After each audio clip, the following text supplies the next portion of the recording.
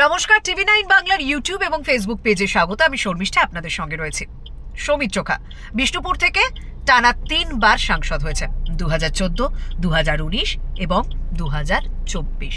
হ্যাঁ, 2019-এ তিনি বিজেপির ছিলেন। 2014-এ প্রথমবার তৃণমূলের টিকিটে তিনি বিষ্ণুপুর থেকে সাংসদ হন। 2019-এ তিনি ফুল বদল করে বিজেপির টিকিটে সেখান থেকে সাংসদ পদে নির্বাচিত হলেন। 2019 ভুলে গেলে চলবে না। 2019-এ আদালতের নিষেধাজ্ঞায় তিনি বিষ্ণুপুর এলাকাতে ঢুকতেই পারেননি, কিন্তু তখন তার হয়ে প্রচার করেছিলেন তার প্রাক্তন স্ত্রী সুজাতা মণ্ডল। তাই 2019-এ বিষ্ণুপুর থেকে যে সৌমিত্র খা বিজেপির টিকিটে জয়লাভ করেছিলেন তার অনেকটাই কৃতিত্ব দেওয়া হয় সুজাতা মণ্ডলকে। হ্যাঁ, তারপর সুজাতা মণ্ডল তিনি যখন তৃণমূল কংগ্রেসে যোগদান করেন তারপর থেকেই দুজনের মধ্যে দূরত্ব তৈরি হয়, সম্পর্ক ভাঙে। কিন্তু সেই প্রাক্তনের প্রশংসা শোনা গেল হঠাৎ করে 2024-এর ভোটের রেজাল্টের পর সাংসদ হিসেবে নির্বাচিত হওয়ার পর সৌমিত্র খার গলায়। কেন?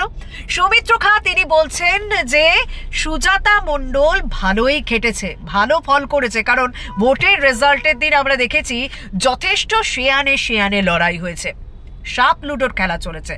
বেশ কয়েকবার সুজাতা মণ্ডল বিষ্ণুপুর থেকে এগিয়েছিলেন ভোটের রেজাল্টের সময়। তাই শেষ বেলায় শুনতে পাওয়া গেল সৌমিত্র খা বিষ্ণুপুরের সাংসদ, যিনি 2024-এও জয়লাভ করলেন বিজেপির টিকিট থেকে, তিনি বলছেন সুজাতা ভালো খেটেছে, সুজাতা ভালো ফল করেছে। আরো বেশ কিছু কথা শোনা গেল, তার মধ্যে আরো গুরুত্বপূর্ণ কি শোনা যাচ্ছে, তিনি অভিষেকের প্রশংসা করছেন। বলছেন যে অভিষেকের ছক রাজ্য বিজেপি বুঝতেই পারেনি। রাজ্য বিজেপির উপরের নেতারা তৃণমূলের সঙ্গে হয়তো কোথাও বোঝাপড়া করে নিয়েছিল, তার জন্য বিজেপি এত কম আসন জয়লাভ করেছে পশ্চিমবঙ্গ থেকে। অভিষেকের ছক ধরতেই পারেনি রাজ্য বিজেপি নেতৃত্ব। তবে কারণ নাম তিনি প্রকাশ্যে আনেনি। তিনি বলেছেন অভিষেক বন্দ্যোপাধ্যায় ভোট ঘোষণার পর থেকেই তিনি বিভিন্ন লোকসভার মধ্যে 2টো করে বিধানসভাকে টার্গেট করে নিয়েছিলেন, যা বিজেপি নেতৃত্ব ধরতেই পারেনি। তাই বিজেপির রাজ্য জুড়ে খারাপ ফল হয়েছে। অর্থাৎ অভিষেকের প্রশংসাও শোনা গেল বিষ্ণুপুরের সাংসদ সৌমিত্র খায়ের মুখে। অনেকেই তাই প্রশ্ন তুলতে শুরু করে দিয়েছেন, কি হলো?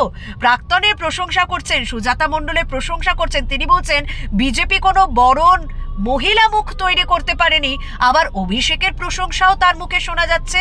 এর আগে তো অভিষেক বন্দ্যোপাধ্যায়ের বিরুদ্ধে তিনি বারবার বিষোদ্গার করেছেন।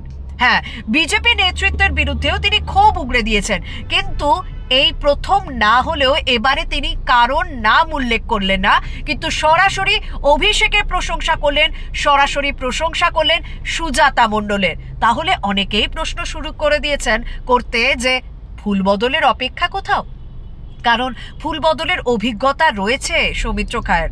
2014-এ তৃণমূলের টিকিটে সাংসদ হওয়া প্রথমবার, তারপর 2019-এ পদ্মের টিকিটে, আবার 2024-এ তিনি পদ্মের টিকিটে জয়যুক্ত হলেও রাজ্য জুড়ে যে বিজেপির খারাপ ফল, সেই খারাপ ফল কি কোথাও একটা আবার ফুল বদলের ইঙ্গিত দিচ্ছে বিষ্ণুপুরের সাংসদ সৌমিত্র খায়ের মনে?